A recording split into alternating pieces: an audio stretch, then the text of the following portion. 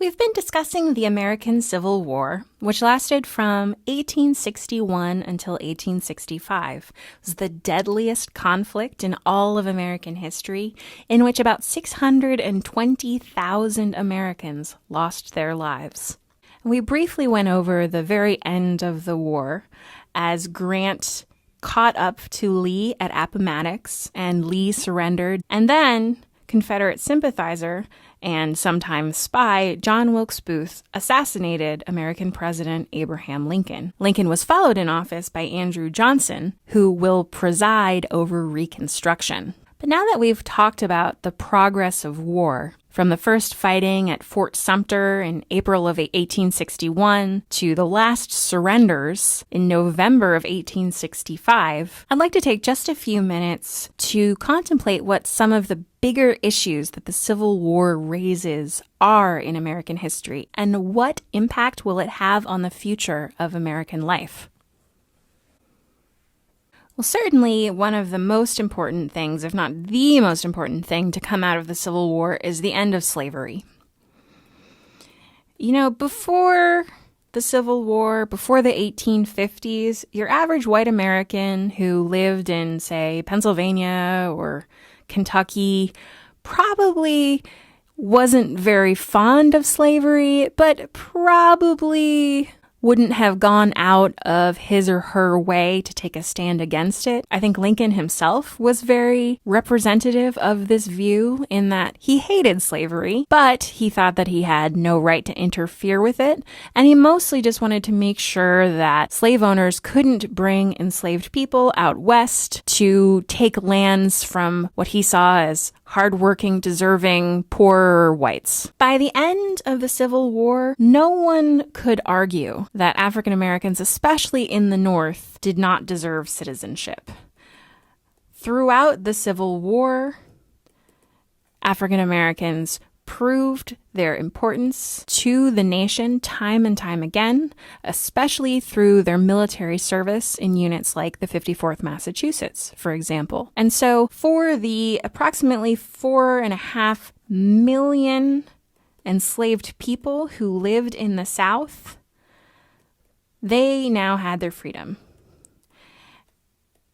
And the story of what happens to these people who have been freed from bondage is perhaps the most interesting and important story of American history. Does all men are created equal mean all men and women are created equal? That is the question that will occupy the nation in one way or another up until the present, really.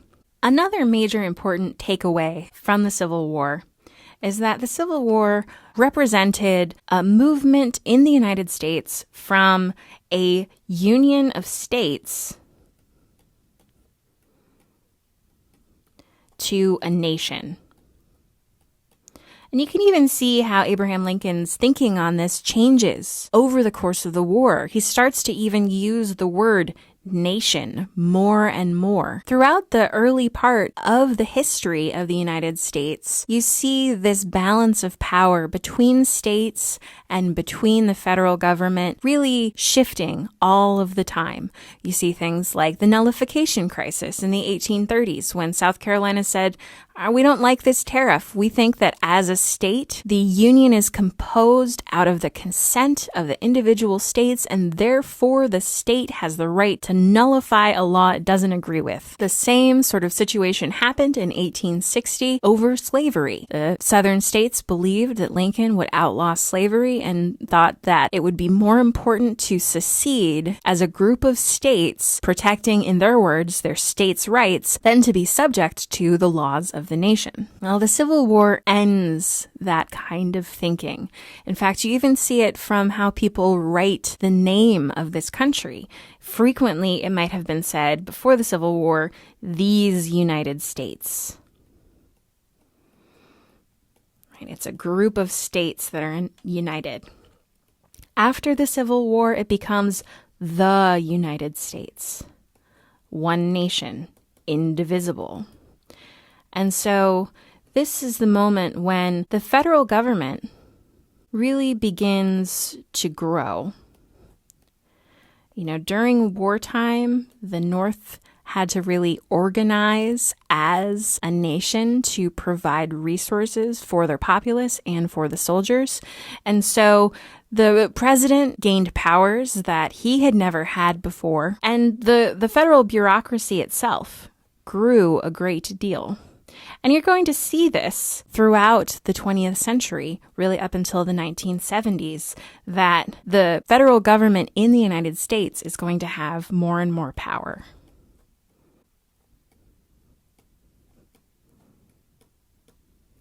A third important takeaway from the Civil War is that during the Civil War, the North industrialized to produce all of the goods and material that the North needed to succeed. They built factories and railroads, and those factories and railroads and all the rest of the impressive engineering that went into winning the war is then going to be turned toward making an industrial behemoth in the post-war era. So a lot of things that started during the Civil War in terms of national industrialization really carry on in the post-war era known as the Gilded Age, that help the United States become the world's premier industrial power, and later, based on that industrial power, one of the world's premier political powers. Another thing that is not often talked about with the Civil War is the growing role of women in the United States polity. In the American Civil War, at first, it was very taboo for a woman of good birth to go and become a nurse. But as the war progressed, that kind of Victorian thinking, believing that a woman belonged only to a very feminine and domestic sphere of life, really had to fade away in the face of the reality that women needed to play a role in the war. In the North, women became nurses. They helped to chair the American Sanitary Commission, which was one of the key hospital groups of the time period. And in the South, many women also really took over the running of family farms.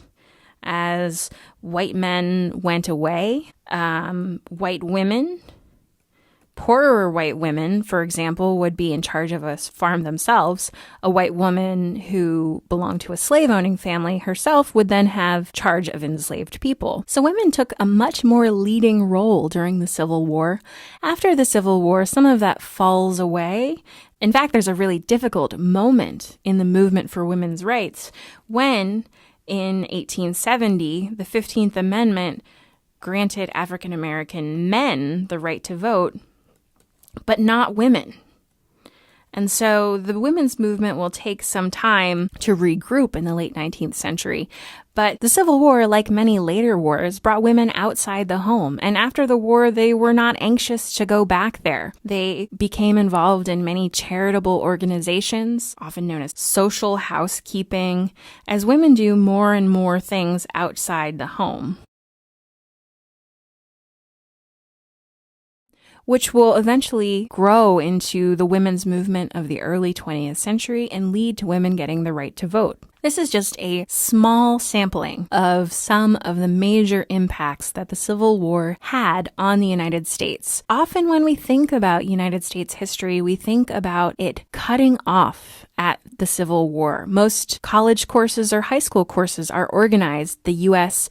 before the Civil War and the U.S. after the Civil War, because it's a really defining moment in our nation's history for these reasons and for many others. The United States entered the Civil War a loose union of states divided by territory and beliefs, and exited the Civil War a single nation, modern, industrial, peopled by an incredibly diverse range of citizens from all over the world. In other words, after the Civil War, the United States will really come into its own. And that's because the Civil War was the moment when the United States grew up. The United States in 1870 looked a lot more like the year 1900 than it did the year 1860. The 13th Amendment and later the 14th and 15th Amendments ruled that people of African descent were citizens of the United States. Remember, beforehand, enslaved people in the South counted for only 3/5 of a person, and that person couldn't vote, move freely, or own his or her own labor, not to mention their own life. The Civil War decided once and for all that everyone born in the United States was a United States citizen. But what citizenship really meant for African Americans, for women, for Native Americans and immigrants, even for whites, was still something that would be hammered out through the rest of the 19th century and the 20th. After the Civil War, the old problems of sectional tension and states' rights were put to rest, but they were replaced by new problems of modern America, industrialization, poverty, immigration. And so, as the guns of the Civil War fell quiet, the United States embarked into a new era, the Gilded Age.